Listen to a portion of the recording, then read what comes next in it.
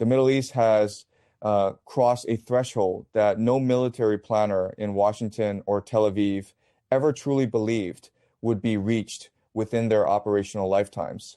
What unfolded in the hours before dawn was not another skirmish in a long and familiar shadow war, not a calibrated exchange of deterrence, not the kind of controlled escalation both sides have spent decades refining as a form of strategic communication.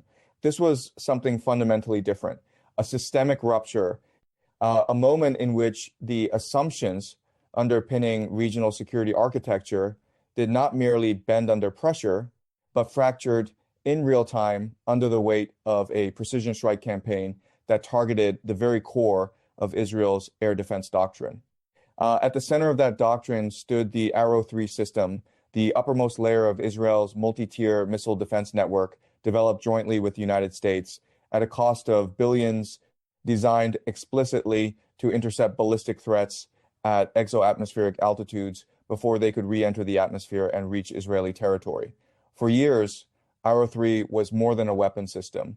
It was a strategic promise, a technological guarantee, the foundation upon which Israeli planners built the assumption that even in a large-scale Iranian missile attack, the most dangerous threats would be neutralized far above the population centers below. That assumption no longer holds. What occurred during the opening phase of the Iranian strike was not the saturation of defenses, not the statistical overwhelming of intercept capacity, but something far more precise and far more unsettling. Iran's Fattah-3 hypersonic glide vehicles did not attempt to simply bypass the Arrow-3 network. They targeted it directly, systematically, with a level of operational sequencing that suggests not improvisation, but long-term design. 3 Arrow, 3 batteries, positioned as the final shield of Israeli air defense, were engaged in rapid succession under conditions that neutralized their ability to coordinate, recover, or reallocate intercept resources. The first reports emerging from early warning systems did not indicate confusion in Israeli command centers. They indicated disbelief. Radar operators tracking incoming trajectories were watching objects that did not conform to the expected physics of ballistic motion. The Arrow-3 system, built on the assumption of predictable arcs and calculable intercept geometry, was suddenly being asked to solve a problem that violated the foundational logic of its design. The incoming threats were not following stable ballistic trajectories. They were maneuvering actively, continuously, at hypersonic speeds that compressed decision windows to near impossibility. And in that compression, the system began to fail, not abruptly, but structurally. The first Arrow-3 battery attempted intercept solutions based on projected impact coordinates that were obsolete within seconds. Interceptors launched into the sky met empty space. The Fattah-3 vehicles had already altered their flight paths, shifting trajectories mid-descent in ways that invalidated every predictive model guiding the defense response. The result was not a single missed intercept, but a systemic breakdown of intercept logic itself. What makes this moment historically significant is not simply that Arrow-3 failed to intercept incoming threats. It is that its failure propagated. The destruction of the first battery was not incidental damage. It was functional targeting. The Fattah-3 vehicles that passed through the initial engagement envelope continued onward to strike critical radar and launch infrastructure associated with adjacent Arrow-3 batteries. Within minutes, the network effect began to collapse. Each degradation created a gap. Each gap created exposure. Each exposure became an entry point for the next wave. This is what military analysts describe as cascading failure. Not a system overwhelmed at once, but a system dismantled in sequence, where each component's failure accelerates the failure of the next. The Arrow-3 network, designed to operate as an integrated shield across Israel's upper airspace, was instead forced into fragmentation. Northern coverage degraded first. Southern batteries were left to compensate for a load they were never designed to carry independently. The architecture did not break in one moment. It unraveled in layers. In Washington, the first indicators of this unfolding collapse arrived not as formal briefings, but as live intelligence feeds. American surveillance assets positioned across the region were watching the same intercept failures in real time. The expectation in Washington had been clear. Even if Iran deployed advanced systems, Arrow 3 would hold.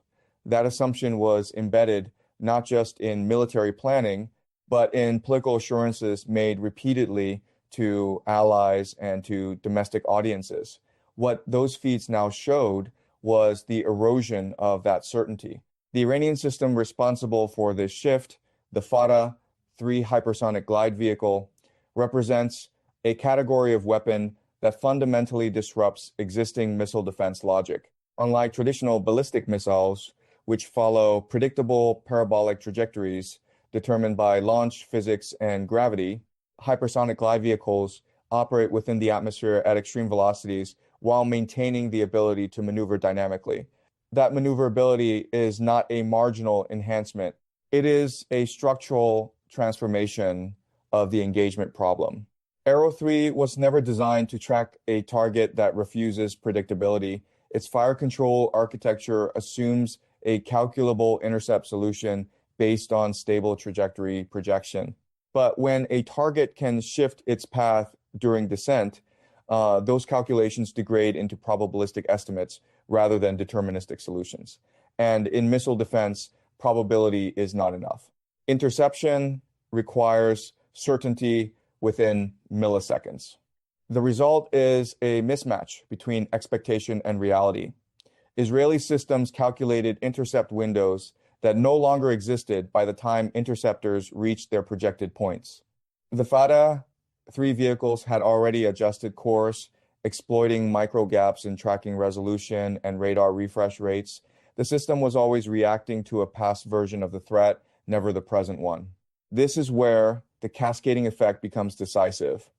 Once the Northern Arrow 3 battery failed to secure a kill, the surviving threat vectors continued into adjacent coverage zones. Those zones, already partially dependent on shared radar inputs, now inherited degraded situational awareness. The second battery engaged under compromised data conditions. It failed in turn. The third followed within minutes. Each failure was not isolated. It was structurally linked to the previous one. By the time IDF Command fully recognized the pattern, the northern upper tier defense layer had effectively ceased to function as an integrated system. It still existed physically. Launchers, radar arrays, command nodes remained. But operational coherence had been lost. The system could no longer behave as a unified shield. It had become fragmented nodes operating under degraded coordination. And what followed next was not escalation, but exposure. With Arrow 3 degraded, the responsibility for interception shifted downward to David's, Sling, and Iron Dome systems. This transition is critical to understand. These systems were never designed to absorb upper-tier ballistic or hypersonic threats as primary defenses. They were designed as layered support, not last-line substitutes. But in the absence of Arrow 3 functionality, that is exactly the role they were forced to assume. The consequences were immediate. Interceptor consumption rates spiked beyond planned logistical thresholds. Engagement cycles accelerated beyond sustainable resupply models. Command centers began receiving contradictory tracking data as electronic warfare interference layered over physical attack pressure. Iranian systems were not only striking targets, they were degrading the informational environment in which defensive decisions were being made. This dual pressure environment, kinetic and informational, produced a breakdown in command efficiency. Decisions that should have been executed in seconds were delayed. Interceptors were allocated to decoy tracks. Real threats passed through unchallenged. The defense network did not collapse in silence. It collapsed under noise. And within that noise, physical impacts began to register. Military installations in northern Israel reported direct strikes on radar infrastructure and Air Force facilities. Early footage emerging from affected zones showed burned out arrays, destroyed launch systems, and impact craters in areas previously assumed to be secure under Arrow 3 coverage. For Israeli defense planners, this was not just operational damage. It was conceptual failure made visible.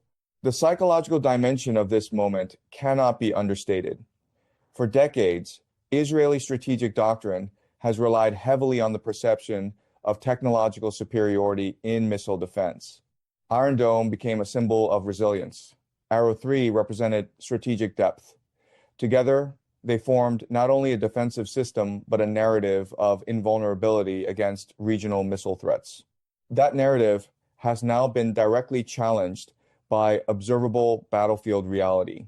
Inside Israeli command structures, the questions were immediate and existential. If Arrow 3 cannot guarantee interception against hypersonic maneuvering threats, what system can?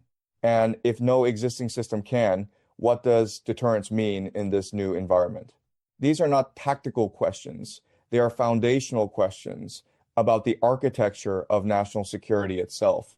At the same time, American command centers were processing the implications with growing urgency. The failure of Arrow 3 was not just an Israeli problem. It was a validation failure of joint U.S.-Israeli defense assumptions. Systems co-developed, co-financed, and co-integrated with American strategic doctrine had just demonstrated a critical vulnerability in real-world conditions. The implications extend far beyond this single engagement, because what was revealed in the early hours of this conflict is not merely that Iran possesses hypersonic capability, it is that Iran has developed the ability to integrate that capability into a coordinated suppression strategy against layered missile defense systems. That distinction matters more than the weapons themselves. And as dawn approached over the region, one reality had already become impossible to ignore. The balance of missile defense credibility in the Middle East had shifted, not gradually, not theoretically, but operationally in real time under live combat conditions. The Arrow 3 system did not fail in isolation. It failed in sequence. And in that sequence, a larger truth emerged, one that will define not just this conflict, but the strategic calculations of every actor watching it unfold. The night was not over, but the assumptions that governed it had already been rewritten. By the time the first light of dawn reached the impact zones, the operational phase of the engagement had already transformed into something far more consequential than a single night of strikes. What Israel was confronting was not just the physical destruction of air defense assets, but the exposure of structural vulnerabilities that had never been publicly acknowledged at this scale. Arrow 3 batteries could be replaced, radar arrays could be rebuilt, launch systems could be repositioned. But what could not be immediately restored was the assumption that the upper tier of Israeli missile defense would function as an unbreakable shield against the most advanced class of regional threats. That assumption had been broken in real time under combat conditions and broadcast globally through intelligence channels that no state can fully control once an engagement of this magnitude begins. Inside Israeli command structures, the immediate priority shifted from defense optimization to containment of operational shock. The remaining Arrow 3 batteries in the south were placed under maximum readiness status, not because they were expected to restore full coverage, but because they represented the last functioning layer of upper tier interception. The system was no longer operating as an integrated national shield. It was operating as isolated defensive pockets, each compensating for the absence of the others. That fragmentation fundamentally altered the geometry of Israeli air defense. The psychological impact of this shift extended far beyond military infrastructure.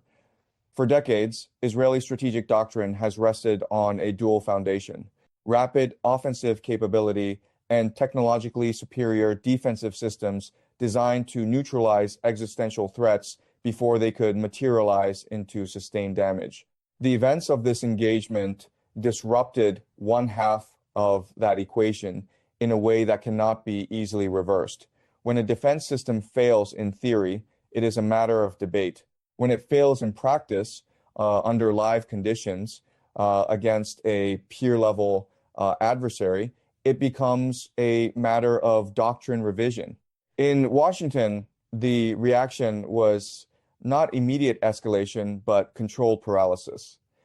Intelligence feeds had already confirmed what Israeli systems were reporting on the ground. The Arrow-3 network had been degraded in a cascading sequence that could not be explained away as isolated malfunction or operational error.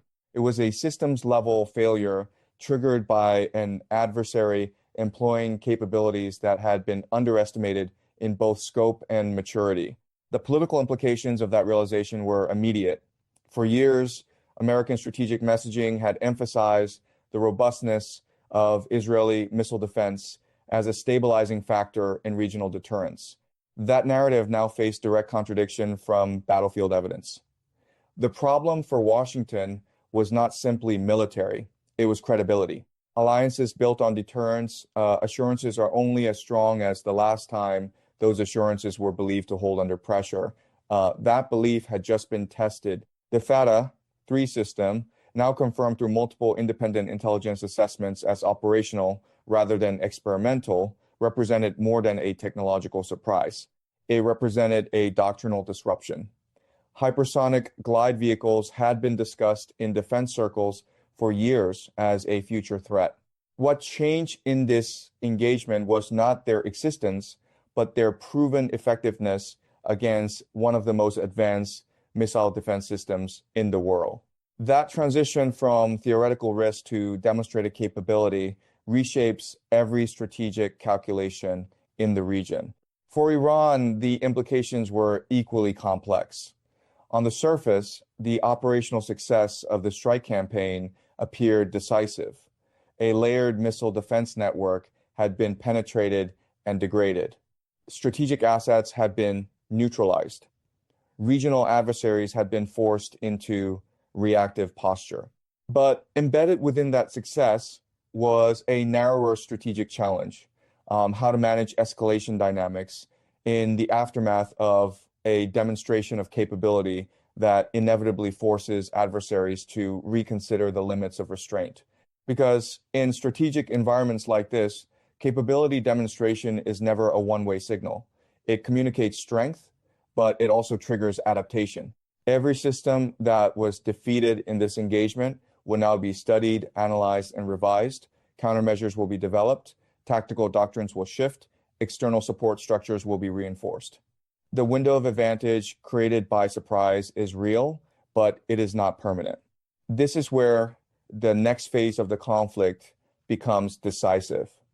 Not on the battlefield, but in the strategic recalibration that follows.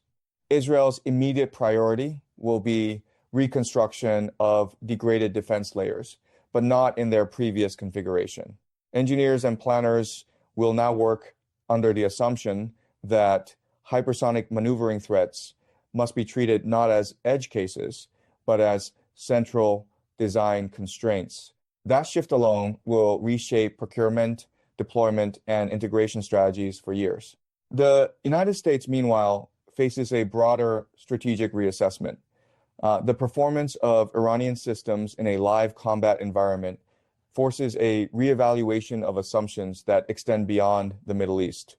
Missile defense architectures deployed across allied states in Europe, Asia, and the Gulf are built on similar principles to those that were just tested.